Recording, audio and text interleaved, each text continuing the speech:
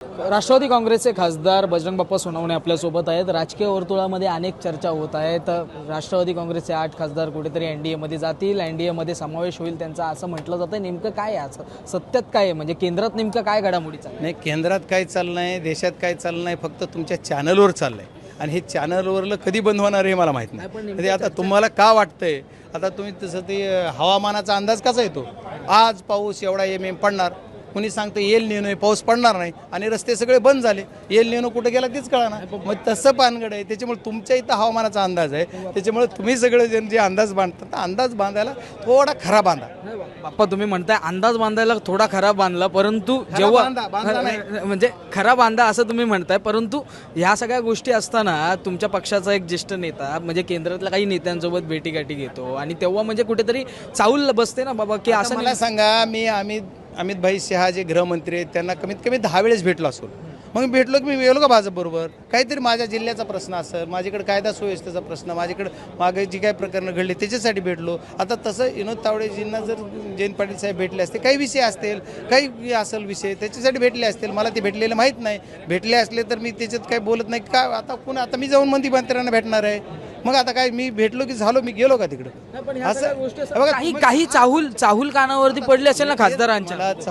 मला अगदी तुम्हाला सांगतो 1% काही माहीत नाहीये आणि मला जसं माहीत होईल पहिलं येऊन तुझ्या कानात सांगतो, मला कळलं यार तुझ्या चॅनल लाव। म्हणजे सध्याची परिस्थिती पाहता असं कुठेतरी म्हटलं जात आहे, चाचपण्या सुरू आहेत, काँग्रेस सोबत देखील विलीन होऊ शकतात, त्याचबरोबर राष्ट्रवादी अजित पवारांची राष्ट्रवादी त्यांच्यासोबत देखील विलीन होण्याची शक्यता आहे। नेमक्या काय 3-4 घडामोडी आता चाचपणी कशाची करायची, निवडणुकीच्या अगोदर सर्वे असतो। आता आम्ही निवडून आलेले धडाधड धडधड धंगटीत नाही आता आमची चाचपणी काय करायची, निब्बरीत आम्ही काही दिले नाही, काही काय चाचपणी करायची। आता काही चाचपणी करायची नाही, आम्ही 8चे 8 लोक आहोत, खासदार ती सर्व एक संघ आहोत आणि आदरणीय सुप्रियाताईंच्या नेतृत्वाखाली आम्ही सर्वजण काम करतो आणि ते करत राहू। पण तुम्हाला सत्तेत बसायला आवडणार नाही, कारण की म्हणजे म्हटलं जातं निधी भेटत नाही आणि मी कधीच बोललो नाही निधी भेटत नाही असं म्हणलं नाही। केंद्र मी तर आणखी अभिमानानं सांगल की जो खासदार झाला तो नशिबवान, म्हणजे मला बाकी आमदारकीचं माहीत नाही, खासदार झाला तो नशिबवान, त्याची स्वायत्त संस्था आहे, त्याचा स्वतंत्र अधिकार आहे, त्याच्या अधिकारावर कुणी गदा आणू शकत नाही, कुणीच नाही। ते तुम्ही जाऊन काम करून घेण्याची तुमची ताकद पाहिजे। तुम्ही गेलात की केंद्रीय मंत्र्याकडे तुमचं कुठलं काम असेल तर करण्यासाठी तुम्ही गेलात तर काम होतंय, 100% काम करून घ्यायची धमक पाहिजे।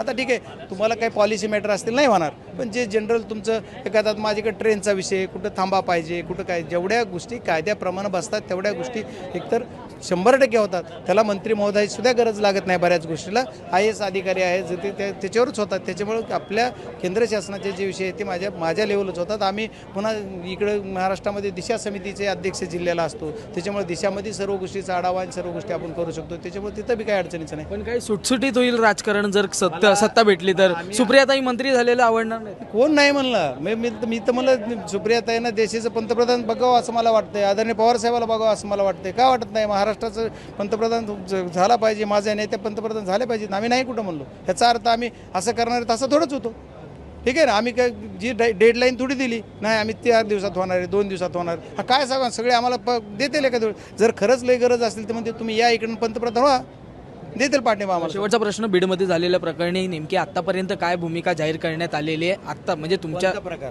तेच रोज एक प्रकार घडते बीडमध्ये, कोणता प्रकार नाही म्हणजे तुमच्या मुलाचं देखील नाव त्या प्रकरणामध्ये त्याच्यात नाव आलं, SIT स्थापन झालेली आहे, SIT चौकशी करते, SITच्या चौकशी आमचं दूर दूर दूर दूरपर्यंत नाही यार कुठं संबंध। इथं फक्त बोलायचं, इथंच जे मुंबईला बसून करते ते करतात आणि काही जणांना जाते त्याचा रंग द्यायचा, काही जणांना विनाकारण जात ही भडकवायची, असे काही वल्गना करतात। आता तुमच्या मीडियासमोर मला जरा जास्त त्या विषयात बोलायचं नाही का, की मी बोललो की आणखी त्याचा वेगळा अर्थ, त्याच्यापेक्षा ठीक आहे आपण जरा संयमाने घेऊ, आपण पण लोकप्रतिनिधी आहे, त्या विषयात बघूया काय काय होतं। ज्यांना जे मागणी लोकशाही ह्याचे ना असं लोकशाही पद्धतीनं ती करतील, त्याच्यामुळे लोकशाही पद्धतीनं माझा शासनावर भरोसा आहे, तुमच्या म्हणजे गृहमंत्र्यावर भरोसा आहे, सर्वांवर भरोसा आहे, त्याच्यामुळे कुठं काही होणार नाही आहे याची मला खात्री। खूप खूप धन्यवाद। धन्यवाद। आपल्यासोबत बजरंग बाप्पा सोनवणे होते। एकंदरीत आपण जर पाहिलं राजकारणामध्ये केंद्रामध्ये ज्या घडामोडी चालल्या आहेत म्हणजेच राष्ट्रवादीचं काँग्रेससोबत विलिनीकरण, त्याचबरोबर राष्ट्रवादी अजित पवार पक्षासोबत विलिनीकरण,